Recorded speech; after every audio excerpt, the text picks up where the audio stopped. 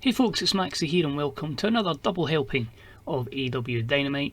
You'll have our two shows on the road to Fight for the Fallen at the end of the month. As we went off the air in the last episode, I had a little incident sitting. I thought it was just a contract, it could have been a spoiler. It was a lot worse. KENTA, our challenger for the AEW World Championship, has been caught in the possession of using steroids, or painkillers in game, and he has subsequently been sent into rehab where he will spend the next 8 months. This of course means the scheduled matchup for Fight for the Fallen for the AEW World Championship has been cancelled between Hangman Page and KENTA. However, we have managed to acquire a talent that will pop up. They won't make it to Fight for the Fallen, but that title match will actually happen in our second part of the show, our main event on the July Week 4 episode. So who is this person? We'll find out, so get ready. This is another double helping of Dynamite. Here we go. So for this week's show, we join us at the Hodges Stadium in Jacksonville, Florida. And we have some pre-show matches just to give some of our women a bit more exposure and a bit more of a chance to develop their skills. So we have Parizo defeat Awesome Kong in 9:39 with a fast roll-up, a 39 performance. Deona's slowly but surely improving. Her overness is still a long way to go, but a good victory over Awesome Kong, who we had to protect, is the reason for the 39. And other matchups saw Riho defeat Camille in 8:51 with a jumping knee attack. This scored a very respectable 54.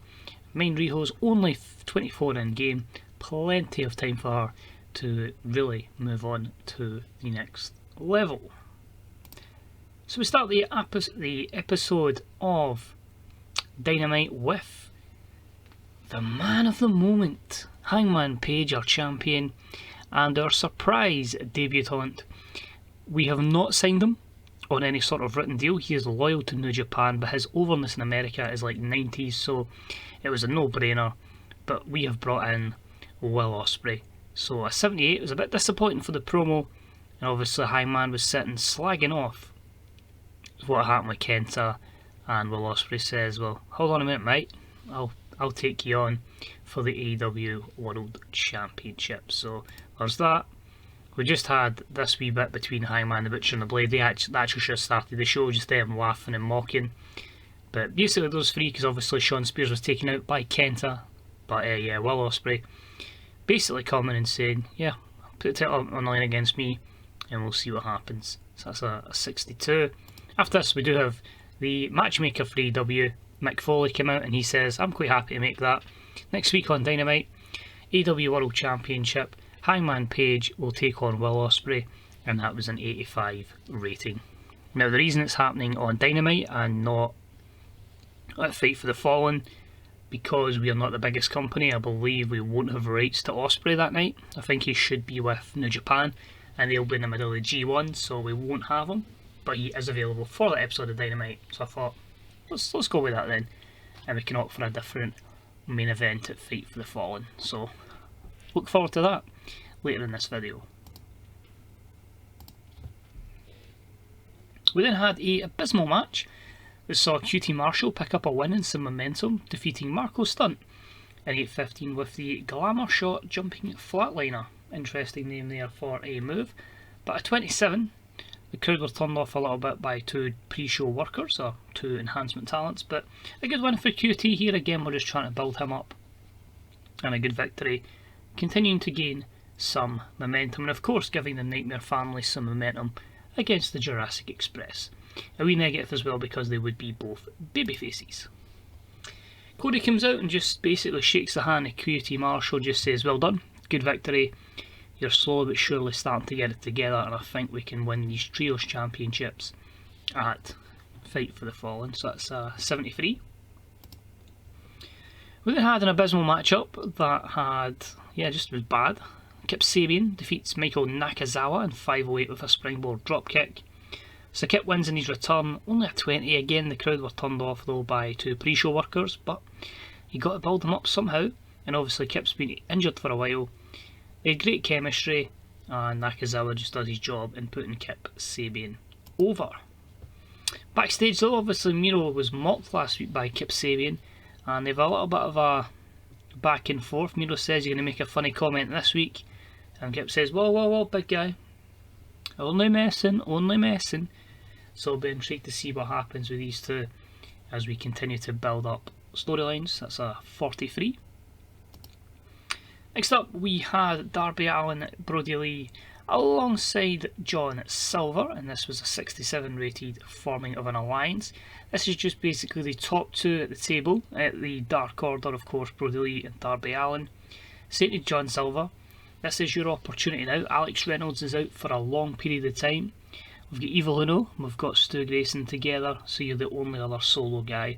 This is your chance to step up and become a true member of the Dark Order. Because remember in this, we don't have 5, we don't have 10, they've never been signed. We don't have Anna Jay, she's still star of the show.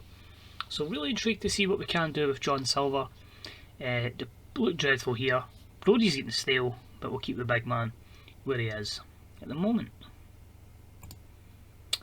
We had some women's action as we had an abysmal matchup that saw Toni Storm and Chris Statlander defeat the tag team champions in a non-title match, and Ali and Penelope Ford in 8:54 when Toni Storm pinned Ali with the strong 0. 52, I felt like this was a good opportunity to get Statlander some more momentum and to give Toni a victory over someone with a high level of overness for the women's division in the form of Ali. So I'm hoping that will benefit Toni going into this matchup with Shayna Baszler. And of course Shayna just says, I'll be patient for once, so I'll just sit and I'll wait. But don't worry Toni, when it comes to Fight for the Fallen, I'm going to break that arm. So that's a 71. Moving on, we had some tag team action, and as about that had Subpar Wrestling and Little Heat as the Dark Order's Evil Uno and Stu Grayson defeated the Motor City Machine Guns in 10:24 when Evil Uno pinned Chris Sabin with the pump handle driver. This was also thanks to a distraction from John Silver distracting Chris Sabin, so making up for what he'd said earlier on, he was going to help the Dark Order. I think I'm likely to go at Fight for the Fallen as the Bucks against the Dark Order, and we'll see if we can have a really good match up there. Of course, the former Super Smash Bros. Lots of matches in PWG, but happy with that. A 60, Grayson and Uno are just people that we need to look to build up. And then we have the other members of the Dark Order in action. In a decent matchup, Brody Lee and Darby Allin continue to gain momentum, defeating the Best Friends in 12:01 when Brody Lee pinned Chuck Taylor with a running big boot. 75, Darby and Brody are just excellent together. Both of them are really over and continue to gather a wave of momentum. So at least the main people in the Dark Order are on a great run. Next up, we'll just see Jon Moxley backstage, but he's just bloodied and battered. He's down and out. He's been the victim of a sneak attack by someone. They don't know who's attacked him. They think it was more than one person, but as of just now, we do not know who that one person is. So that's just a 68 rated segment. Bit disappointed as that's based on overness. Then had our co-main event, which saw a match that had a decent reaction from the crowd in Subpar Wrestling, as Jake Hager defeats Austin Creed in 8:57 with a Patriot Lock at 64, just making Hager look really strong, as obviously the big man of the Inner Circle. Not really found Creed's feet at the moment, but again, that'll be something that Sammy can use and mock Creed with as well, as we just want to build up all 4 members of that group. Our co-main event segment is just basically Kenny saying, I need a partner for tonight, Cody. Can you fill in? Cody says, sure, I'll help you out here in your main event matchup, which is going to be Kenny Omega and Cody versus the Lucha Brothers. Kenny and Cody both looking well here as the announced team. That was pretty weak, which is disappointing, but an 82 rated segment nonetheless. And the main event, will it draw well, will it be poor? It was the exact same. Bout that had superb wrestling and good heat as Cody and Kenny Omega defeat the Lucha Brothers in 22:10 when Kenny pinged Pentagon with the one-winged angel. 82, all guys there with performances 82 or higher, so possibly could have been more. It would have been the colour commentary that maybe killed the match. But delighted with that. That's Kenny off his game, and it maybe shows Kenny was never off form, the issue was maybe with Moxley. So we finished this week's show, 81, and we continue to increase our popularity in 38 regions. Now, let's move on to show number 2. We're now on to part 2, our go-home show for Fight for the Fallen. Always nice to start off with a 100 promo, so it just means that your main event just has to deliver. But we're at the Cashman field this week for Dynamite. Kenny Omega and Jon Moxley are in the ring. Of course, Jon Moxley was ambushed last week and we don't know who done it. Kenny says, well, you know, we've tried to get along. It was a shame you weren't able to participate last week. Cody filled in well. We will be facing Darby Allin and Brody Lee again at Fight for the Fallen. Are you 100%? And Moxley says he feels better. He's recovered from that beatdown last week. He doesn't know who it was, but he's hopefully going to get to the end of who done that. But at the same time, he's going to be focused and ready, because at the end of the day, he's got a world championship he's got to get back in his hands, and he needs to get back in the winning column here in AEW. So he's ready to give his all in that match this Saturday night. So looking forward to that one, and it's one of those ones, it's a story that will tell its tale over a prolonged period even, and I'm hoping we get to a very good conclusion. In terms of action, we started off with an abysmal match. We had Ricky Starks defeat T-Hawk in 8-13 with a Buster Keaton. Just a 32 year, both guys deemed as pre-show workers, but we're building up Ricky Starks, and absolute Ricky Starks picks up the victory here. We have Cody backstage, and this is an interesting promo. Didn't realise in between episodes, because I took a time away from the save, that Dustin Rhodes was retiring. So Cody just says, you know, due to injury, this is how we'll story kayfabe it, Dustin's had to retire. It does mean that him and QT Marshall will be on the lookout for a partner for Fight for the Fallen for the Trios match. But damn, I wanted to go Cody versus Dustin at All Out, so that's not going to happen. I need to back to the drawing board on that, but we'll see what happens, who can be the third man. Cody's going to scout, and that's an 83 rated promo. We then have Scorpio Sky defeat Peter Avalon in 8:35 with a Fatal Answer. 55, just a good win here for Scorpio Sky, making him look really good. And we then had an abysmal match again. I don't know why these are abysmal. I think 50 rating's still decent. But anyway, the Dark Order, Evil Uno and Stu Grayson defeat Sonny Kiss and Joey Janela. In 9:09, when Stu Grayson pinned Janela with a reverse pile driver. Sonny was a weak link here, but overall, I'm pretty happy with that.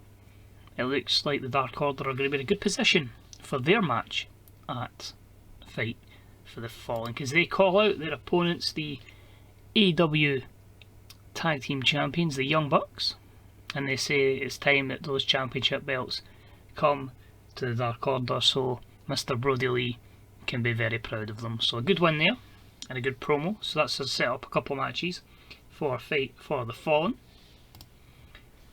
We then had an abysmal matchup that saw Chris Statlander and Tony Storm defeat Leva Bates and Nyla Rose in 9:50, when Tony Storm pinned Nyla Rose with Strong Zero. Tony carried the match, so she's in a good position to be one of the main women going forward, which is good. Nyla's just re-signed to another 6-month contract. Her age is wrong on this by 10 years, so we'll utilise that. We'll have her put people over, but don't be surprised if we get another push. But it's just to make Statlander and Tony have a wave of momentum going forward. Next up, AJ Styles comes out and has a bit of abuse towards the matchmaker in AEW. He says AJ's coming off a lot of big victories. Why have I not been on the show the last couple of weeks? How the hell can Mick Foley not find any opponents for AJ Styles? This leads to Mick Foley coming out and cutting a better promo than AJ Styles in 83. And he just says, well, AJ, I've been working very hard behind the scenes alongside Cody and Tony Khan. We have some really exciting acquisitions coming to AEW in the next couple of weeks.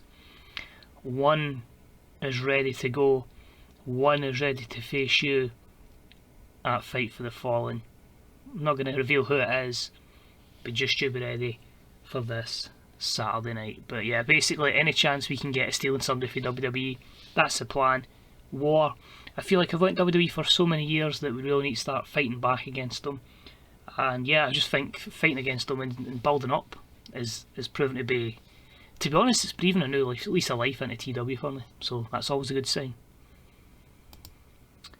We then had an abysmal matchup that saw the Jurassic Express, the Luchasaurus, Jungle Boy and Marco stunt combination, defeat the Hybrid 2 and Frankie Kazarian in 9:45 when Jungle Boy pinned Frankie. Marco stunt the weak link. A 46, not great, but it was just a simple match to give them a bit of momentum and a victory going into the match at Fight for the Fallen. And then Cody and QT meet up with Scorpio Sky and they say, yeah, you're the man, you'll be the third man. Scorpio Sky is happy with that, he accepts it, he wants some more gold. He said it's been too many times in AEW that partners have walked out on him or left him. Obviously Frankie Kazarian turning heel because, you know, we went with Brandy Rhodes, so obviously there was a bit of tension between Cody and Frankie. And then Scorpio obviously also had a friend retire in the form of Christopher Daniels. So he knows all about it and he's happy to get an opportunity for some gold with Cody and QT Marshall. It's time for our main event. So Hangman cuts a promo on his upcoming match with Will Ospreay. Says it's great how you can just turn up in AEW and get a World Championship match. But he's going to show he is truly evolved as a performer. He is the best man here and he can do it on his own. He doesn't need any of the posse. Hangman Page, Will Ospreay. Could this be the greatest match in AEW history? Will the announcers ruin it? Will psychology ruin it? Let's find out. It's a 78 and it seems both of them did, because we had an exceptional matchup where Hangman Page defeats Will Ospreay in 30:05 with the Adam's Apple. Hangman makes the 7th defence of the world title. Just a 78, 95 and a 90 makes me think, yep, psychology took that down a bit and so did Excalibur, and it seems just a colour commentary. But that's fine. As I say, it looks like it'll be Excalibur getting the boot. Then it was initially going to be Tony Schiavone, but it will be a team of Tony Schiavone, Matt Striker and someone else. It looks like it's going to be post Fight for the Fallen, but still excited to bring that new person into the announce booth. But we finish off, because obviously we won't have a world title match at Fight for the Fallen, with Hangman Page getting beaten down by Pac. In this instance, an 84 rated segment. Pac turns babyface. Let me know what you think of that. Very quick, early babyface turn. The show itself was an 82, obviously hampered massively by the main event, but the promo at the start basically meant we were never going to fail, and we increased our popularity in 46 regions. I can't go to the main screen because we might spoil some things, but just to confirm then, matches that we will see at the pay-per-view coming up. We will see, if I just go from the card top to bottom, Omega and Moxley take on Brody Lee and Darby Allin. We will see the Dark Order challenge the Young Bucks for the tag titles. Tony Storm will take on Shayna Baszler. Jurassic Express will take on Cody, QT and Scorpio Sky. AJ Styles will take on a mystery opponent, and if we can add anything else in, we will. I'll just confirm right now, a wee bit advanced booking, the main event for All Out 2021 for the AEW World Championship. We are going to see Hangman Page defend the belt against Pac. So let me know if you're excited for the pay-per-view, what you think the rest of the card could be for All Out, but we've got a bit to go there. And until next time, it's Twitter Maxwell, and I'll see you soon. Bye bye.